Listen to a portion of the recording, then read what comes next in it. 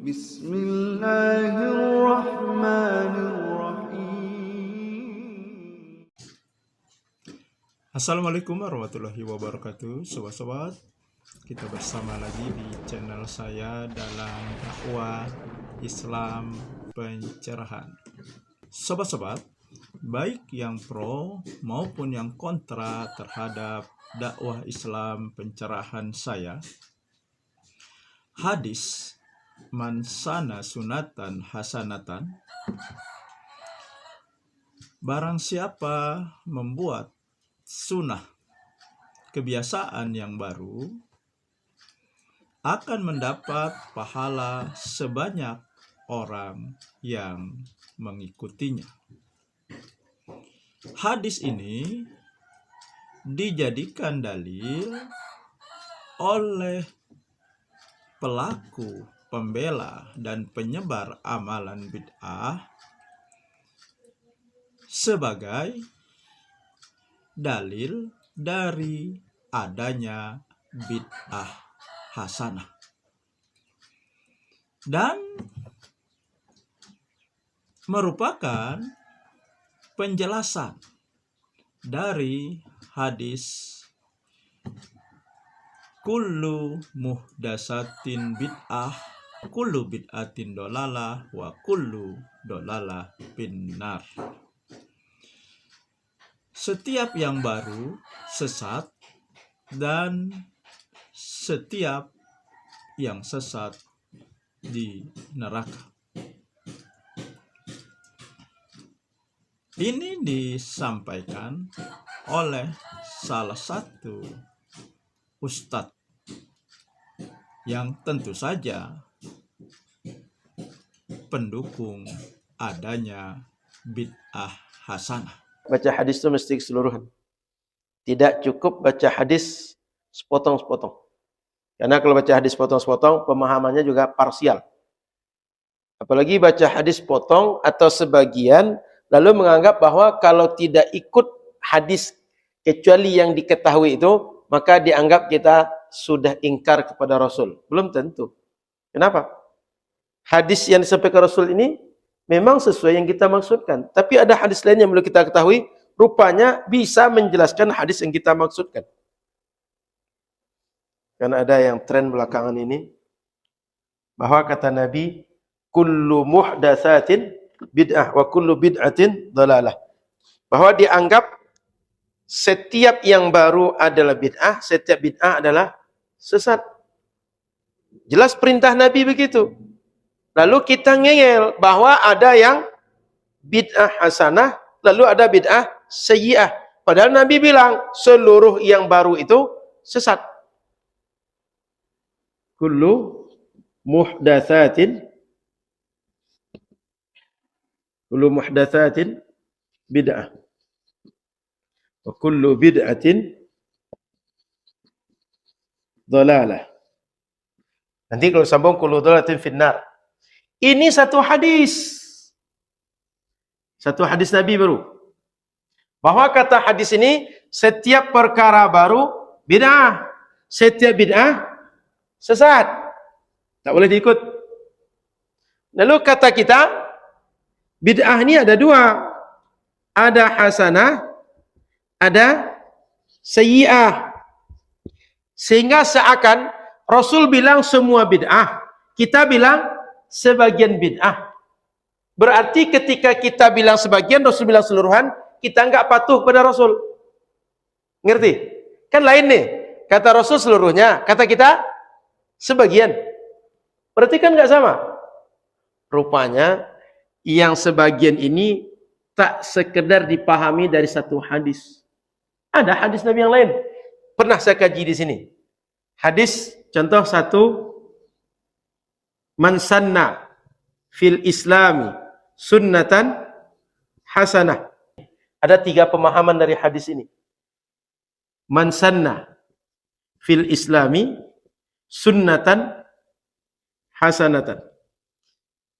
Ini setiap yang baru bid'ah. Setiap yang baru, ini poinnya, setiap yang baru. Di sini man sanna disuruh membuat yang baru. Ulama hadis menyebutkan bahwa man sanna fil islami sunnatan hasanah ini ada 3 makna. 1, membuat sesuatu yang betul-betul baru berdasarkan istimbat, kajian Quran, hadis, ijma', pokok dalil syariat. Yang kedua, menjaga sunnah maknanya. Yang ketiga, menghidupkan sunnah yang sudah mati. Berarti 1 melarang buat yang baru, 1 menyuruh buat yang baru. Menurut Bapak Ibu, mungkin tidak Nabi bertentangan dengan dirinya? Mungkin tidak Nabi membantah diri Nabi sendiri? Mungkin tidak Nabi kontradiksi dengan diri Nabi? Karena tidak mungkin, itulah maka ulama menggabungkan. Tidak mungkin 2 hadis yang menyampaikan sama Nabi. Tidak mungkin Nabi bilang jangan buat yang baru, sudah itu suruh buat yang baru. Maka disitulah kata para ulama, jangan buat yang baru yang tak sesuai dengan syariat. Buatlah yang baru yang sesuai dengan syariat. Disitulah maka ada istilah bid'ah hasanah, bid'ah sayyi'ah. Nah, itulah sobat-sobat penjelasan hadis man sana sunatan hasanatan yang dikatakan ustadz tersebut sebagai penjelasan dari hadis kullu muhdatsatin bid'ah wa kullu bid'atin dolalah kullu dolalah finnar. Pertanyaannya, benarkah hadis tersebut pemahamannya seperti yang dijelaskan ustadz tersebut?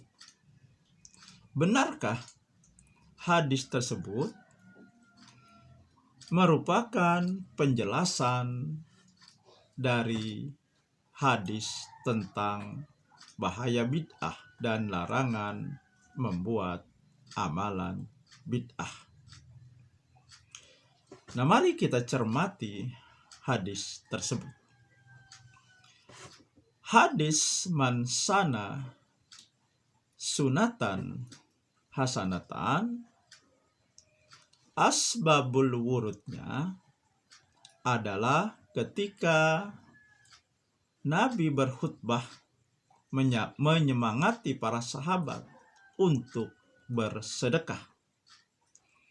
Kemudian ada seorang sahabat yang membawa harta yang banyak sehingga ia kesulitan untuk membawa. Memulai bersedekah. Dan tindakan sahabat tersebut diikuti oleh sahabat-sahabat yang lain.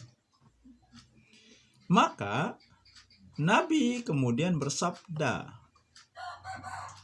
man sana sunatan hasanatan, dan seterusnya. Nah, di sini jelas bukan membuat yang baru. Karena bersedekah itu memang sudah disyariatkan berdasarkan asbabul wurud, latar belakang dari munculnya hadis tersebut atau disabdakan oleh Rasulullah tentang keutamaan bersedekah. Dan barang siapa memulai perbuatan yang baik, sunnah yang baik, dalam hal ini tentu saja sedekah, akan mendapat pahala sesuai dengan sebanyak orang yang mengikutinya. Jadi tidak tepat kalau hadis ini menjelaskan hadis bid'ah yang disampaikan Nabi dan berdalih hadis ini menunjukkan adanya bid'ah hasanah. Dan untuk lebih menguatkan lagi sobat-sobat, kenapa tidak ada satupun sahabat yang memahami hadis ini sama dengan yang dipahami berdasarkan penjelasan ustadz tersebut, mengambil pendapat dari ulama yang mengatakan dari hadis mansana sunatan hasanatan itu ada 3 pemahaman. Yang pertama, membuat yang baru. Yang kedua, menjaga sunnah. Yang ketiga, menghidupkan sunnah yang mati. Namun, anehnya tidak satupun sahabat yang memahami hadis ini sebagai anjuran dari Nabi untuk membuat yang baru yang tentu saja menyelisihi sunnah Nabi. Yang benar menjaga sunnah dan menghidupkan sunnah. Itu anjurannya.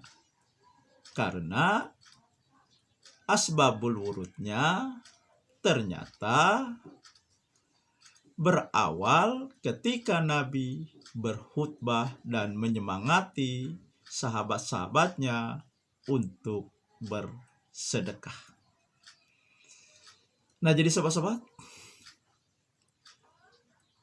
tentu saja hadis ini tidak tepat untuk dijadikan dalil sebagai adanya bid'ah hasanah. Demikian saja sobat-sobat. Semoga ini menginspirasi dan mencerahkan. Nasrum minallahi wa fatun qarib. Wassalamualaikum warahmatullahi wabarakatuh.